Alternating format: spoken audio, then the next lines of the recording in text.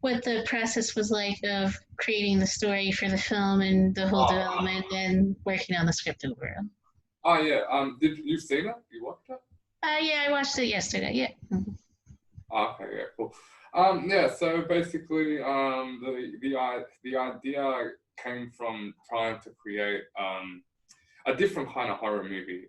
So one that was more like a deconstruction of a typical genre film. It was about trying to also include the cancer topic as well, in a way that I hadn't seen it before done, where like a monster almost kind of represented cancer. But I feel like the final movie was very metaphorical towards what I wanted, and I aimed to go a bit more for symbolism as I was shooting it. So the story kind of shifted as I was making it. Um, I used I watched a lot of horror and drama movies before being a fan of the Evil Dead and those kind of films, and I kind of used that as a bit of a basis to form my idea. I think the typical troop of six friends going to a place or location works well, but having said that, throwing different circumstances and situations at them. Also, I wanted to make the movie very Australian to capitalize on a few things. Like I wanted to contrast between city and country and really show that dynamic really well in the film. I wanted to contrast between people that do drugs and bad people, good people. I wanted to have that really big contrast in there, and I kind of really wanted to make a film with a lot of crazy out there characters that were really fun to write. So that was kind of the genesis of getting all these ideas to the script. And when we went out and made the movie actually changed quite a bit when I started to realize a few problems that I had written and tried to make it a lot more metaphorical. Of course, that creates, it's a bit of it's a funny one because we ended up with so much footage and then we had to try and condense it and make a good cut for a horror film, So. And I also wanted to ask about going on to then direct the movie after you finished working on the script and what that experience was like for you, coming from working on a few shorts as the director into making this feature overall as well. So the script took about maybe 6 months, worth of work, and went over about 17 drafts. The script changed a bit when we went to shoot because I wanted to make I was at a constant mentality of improvement. So if I wasn't happy with something, I wanted to improve on it or add in this. Or I'm as a director, I'm pretty big on making changes that benefit the film at the time. So if something good comes to mind, I'll include it. There are a few scenes in the movie that were not really scripted, but we had the location, we had the items, and then we decided to go in and actually shoot that. A few alterations. And to be completely honest, I do feel like the movie that we shot was the best iteration of the movie that was scripted. And I think that reading about filmmaking and reading about directing and reading about all this, and I felt that that is one way that a lot of directors actually make their films. They always constantly improve or come up with different ideas or change, And I was very surprised when I was getting told from John Jarrett, we were talking about another project from Wolf Creek, but when he was talking to me about Quentin Tarantino style on Django, and it was really interesting when he goes that it was constantly changing. Like he shot a lot of stuff that never made the movie. And he shot stuff that changed the movie at the time.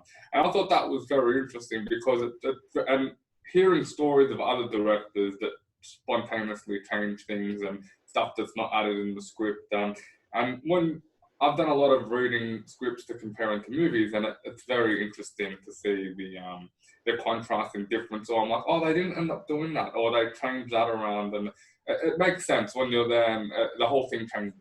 So. And I also wanted to ask about casting the movie as well, and how did you go around to find the six main actors, the friends overall, especially, and just what was that whole casting process for the film as well? Yeah, so casting was mostly done by my company, and based on either a recommendation to someone to come into audition, and someone that had done a really good job during the audition that got the part. In terms of, some people were an exception, because again we were low budget. We had to really make do with a lot of the immediate cast. Had to be local people that could afford to spend quite a lot of time with us at the holiday house. We had to also go, but then again, to make the movie have a bit more appeal, there were characters like Andy McPhee, who I actually wrote the character for him. And that became a bit of a problem, because when I met him, I'm like, I really need you to play the part, or like, it's not going to work. And it was just worked really well that we got along in our first meeting. We had a coffee for like a couple of hours, and we just spoke, and he actually really liked the idea of the constant references that the movie was making to other horror films, and he kind of liked the idea of his character. And he, Andy's a real professional. He's been in in heaps of movies, so it was a real pleasure to have him on board and have him in the movie. In regards to Roger Ward, it's kind of similar thing. I mean, I sent him the script, and we were corresponding in many emails.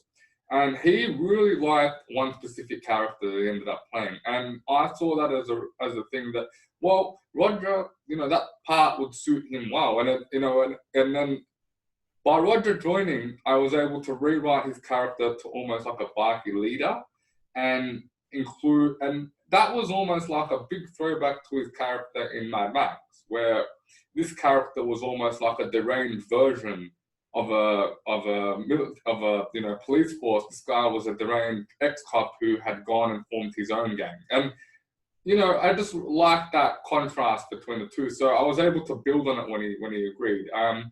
The only other really character that was really set into a position was probably Dan Reeder, who played Barry. And we were working on a short film, and Dan Reeder always had a very strong presence. He always carried himself very well, and he was tall and big and intimidating.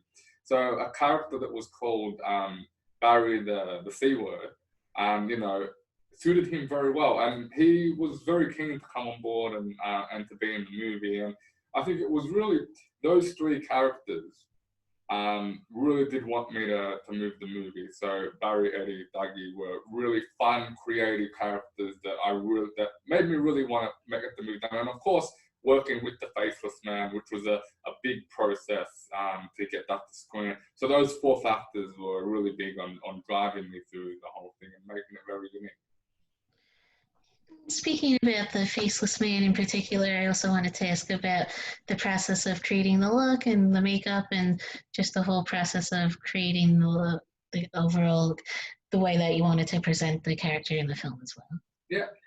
So basically, that was a big process, especially for an indie film like us.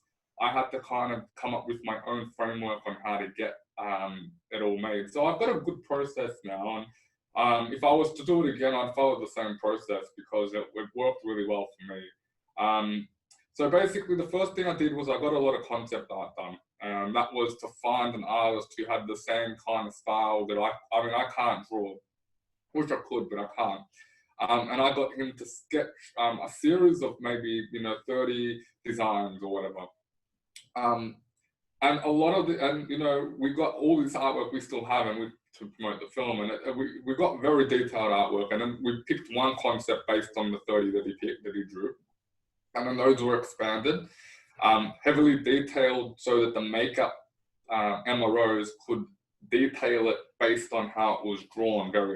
So because it was drawn very detailed, the final product came out very detailed, because we were able to get Emma, who was very talented, and be able to get that vision across. We had an email chain going as well, so that myself, Austin, who drew it, and Emma, who was going to make it, it was really big for me that the design that was drawn was respected in the movie, because I feel what happens a lot of times is these designs are drawn and in the movie they look completely different.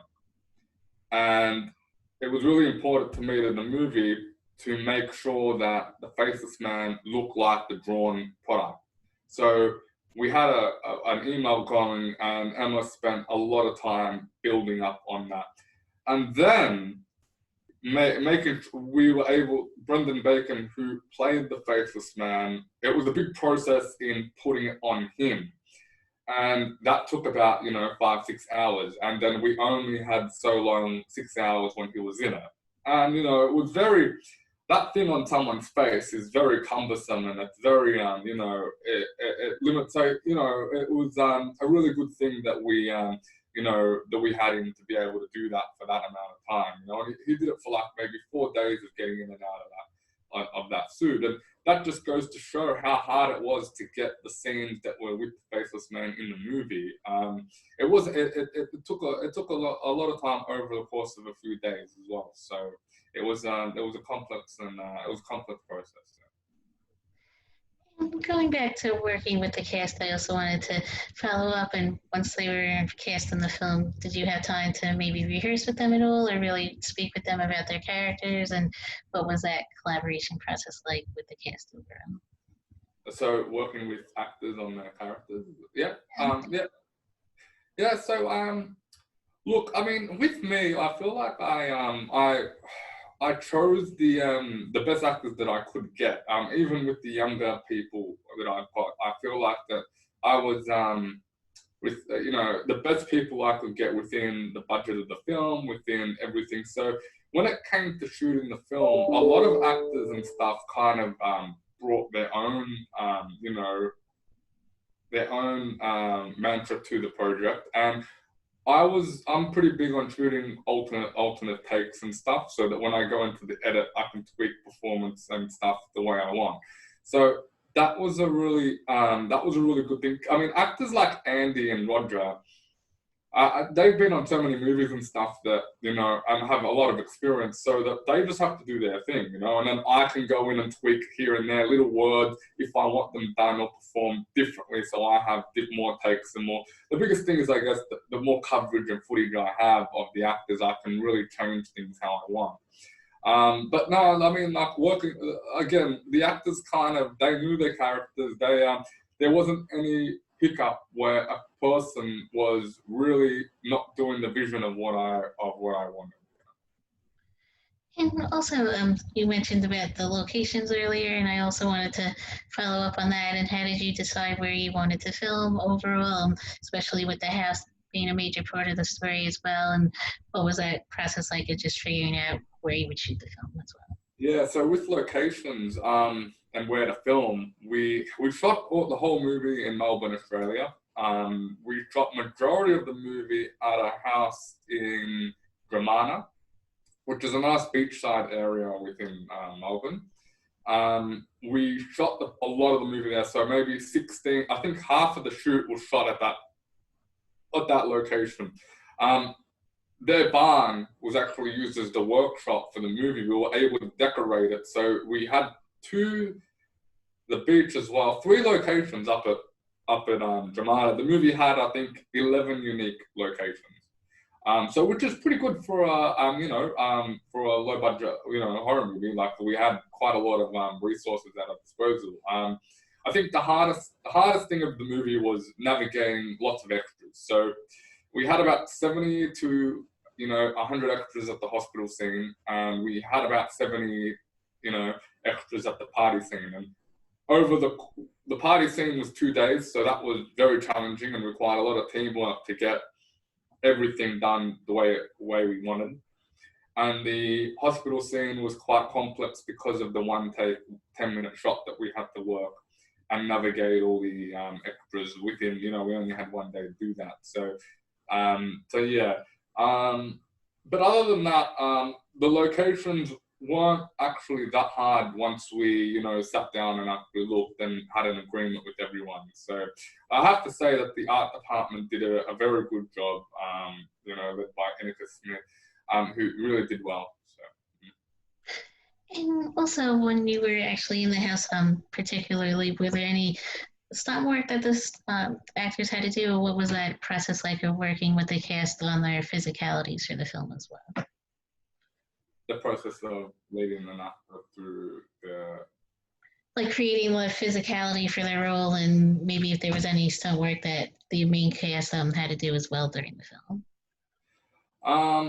So basically, in terms of guiding the actors through the scene and stuff, I mean, most of it was like what I said before in terms of like, leaving it mostly up to them. I mean, we had heaps of rehearsals. So we had like maybe 10 weeks of, we didn't have 10 weeks. We had about 8 weeks of maybe rehearsals where different people would come in. So the whole movie was acted out, and I think we did every major scene that we could.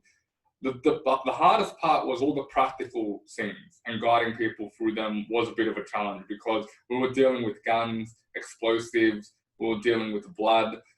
The amount of blood that we went through on the movie, we ran out and had to get more in because there was just a lot of blood needed at every time. Not only that, sometimes things didn't go right with the mask being seen, and poor Sophie had to have a whole shower and come back to do the scene again. So there was many times where, working through actors and going through certain scenes, especially with getting gunshots. The hardest makeup effect to do was the head explosion. And the first time we exploded the head, we put explosives were put in, and it blew up too fast. So the frame on the camera didn't even record the explosion because it just disintegrated on impact. So we actually had to go back and spend a day separate from shooting, and just blow up a head. That's all we did for one day. We put heaps of blood in there, blew it out, and tried to blow it up, and we blew up 3 different heads. And then we ended up, the only point of any kind of CGI that is noticeable in the film is, unfortunately, when we used the head blow up.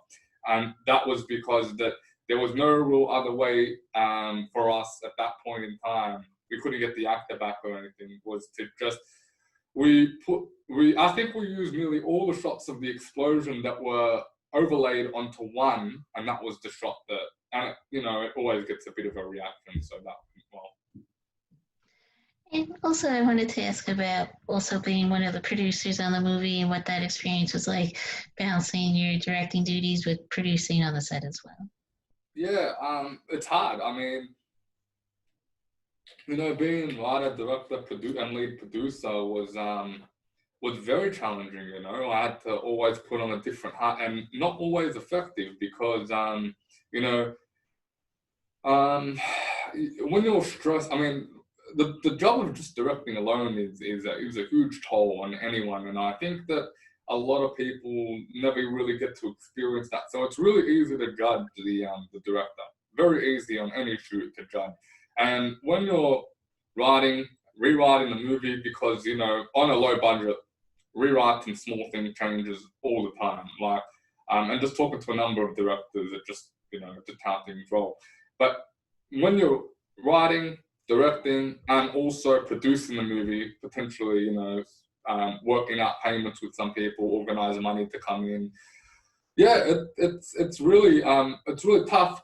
But having said that, that did allow me a lot of flexibility as well. So I had to work for it very hard, and there were some days that were extremely brutal on the mental state of, not only, but just it's really taxing because you're doing so many different things and have to talk to so many different people.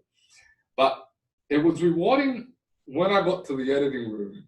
I sat with Reese and we went through the whole thing, but because I was the lead producer, there was no one above me that was telling me how to make my movie. I mean, I was able to get feedback, and based on my constructive feedback, I was able to shape the movie based on that. I mean, I didn't go in the mentality with that I know everything because it was my first feature. But I went in with, look, I'm going to make the decisions because I have to stand by the film. So I showed enough people, we got enough feedback, and basically once I felt the film was in a good spot, then I was able to say that it was done. So you do get that perk of being the boss at the end. Yeah. And also, I wanted to ask about the movie now coming out on demand later this week and what that experience has been like of figuring out how you wanted to release the movie and why you feel that the on demand method is really beneficial for an indie movie like this as well. So the streaming service? Yeah, just like the whole experience. Yeah. Yeah, so we were very lucky to going back a bit to get into quite a few film festivals as well. Like we premiered at Monster Fest in Australia, followed up by the Estonian Film Festival, the Haapsalu Festival in Estonia. We were very unfortunate not to go. We had tickets and stuff already, but because Corona hit, we couldn't go. And then after that, we made the Melbourne Underground Film Festival, and we recently won about 6 awards from there. But going back a bit, when we got in at the Estonia Festival, Hughes Pictures contacted me, and they wanted to see the movie. They had heard some good things about it. They watched it. They really liked it. They thought that they loved how it was shot. They loved the references. They loved the comedy. They loved the horror. When I endeavored to make something like this, it was, going to be very different, and I was going to get and I have already gotten a very wide reaction from the movie because of its macabre comedy horror aspect. So they decided on doing a streaming release now because of the way the world is on Amazon Prime, Vimeo on Demand, Gumroad, and Real House for August 28th. I think that was mainly it, but thank you again for taking the time out to speak with me. I appreciate it. Oh, cool. Was that it, or was there any more questions? Yeah, I think that was mainly it. So yeah,